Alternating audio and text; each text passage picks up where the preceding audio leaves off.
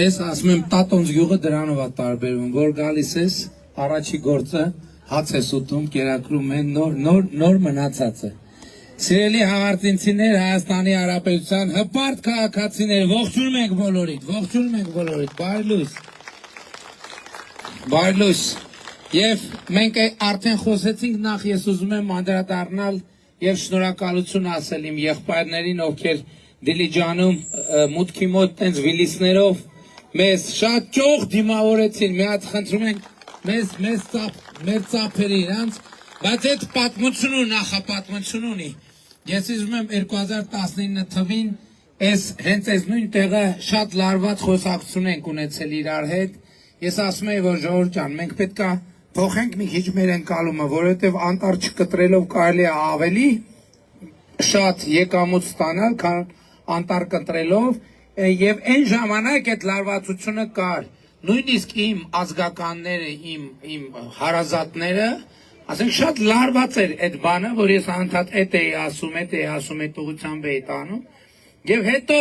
երբ որ ամեն անգամ պարզա դե 100%-ով չի լինում փակել, բայց խստությունները, որ շարունակում ենք, հետո գնալ գալիս տենում եմ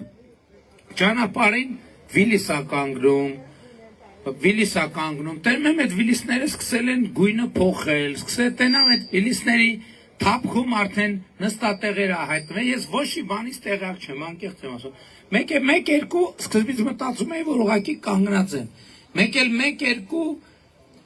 հարցրի ասի այդ վիլիսները տեղ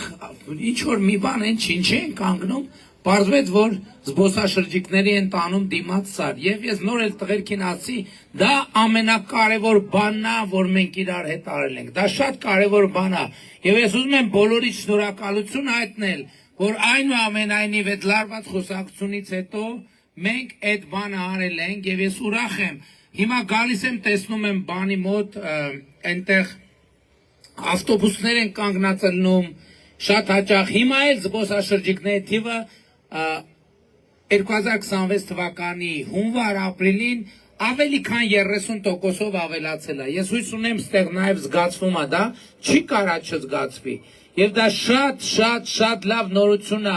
Հաղարծին գյուղի համար եւ բոլորից շնորհավորում եմ, որովհետեւ այո, այս անտառները, այս բնությունը, որ կա, դրանք մեծ հարստություն են եւ մենք պետք է անենք, որ սերնդեսերունդ այդ հարստությունը մտնի տներ, ամեն տներ, այստեղ ապրող իրական մարդու տուն եւ դա իրականություն է դառնում։ Գնալով, որովհետեւ այսօր քանի բանի թեղուտի մասին էլ է, միայն Հաղարծինը չի դե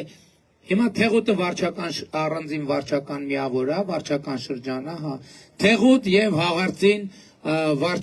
վարչական շրջանները, բնակավայրերը, բոլորի դրա համար շնորհակալություն եմ հայտնում։ Բայց ես ուզում եմ մի ուրիշ բանի մասին էլ խոսել, ժողովուրդ ջան։ Դե Հաղարծին գյուղի տեսքը փոխվել է, չգիտեմ, երիտասարդները կհիշեն թե չէ, բայց մյուս ափին մեծ թաղամաս կար Հաղարծին գյուղում, որը Սողանցքի պատճառով ամբողջը վերացավ եւ գիտեք նաեւ որ երկաթուղին էր անցնում այստեղով եւ Սողանքի պատճառով քանդվեց։ Ու բնականաբար մենք անընդհատ մտածել ենք երկաթուղու հետ կապված, բայց այնքան մեծ ներդրումների հետ այդ ամեն ինչը կապված եղել, որ նույնիսկ լուրջ չի եղել դրա մասին մտածելը։ Բայց այս վերջերս խաղաղությունից հետո, խաղաղության հաստատումից հետո ինչա պարզվել, որը մենք նույնիսկ չեն, ես օրինակ ինձ դրսի փորձագետներն են դրա մասին ասել են, որ արևելքից եւ արևմուտք, արևելքից արևմուտք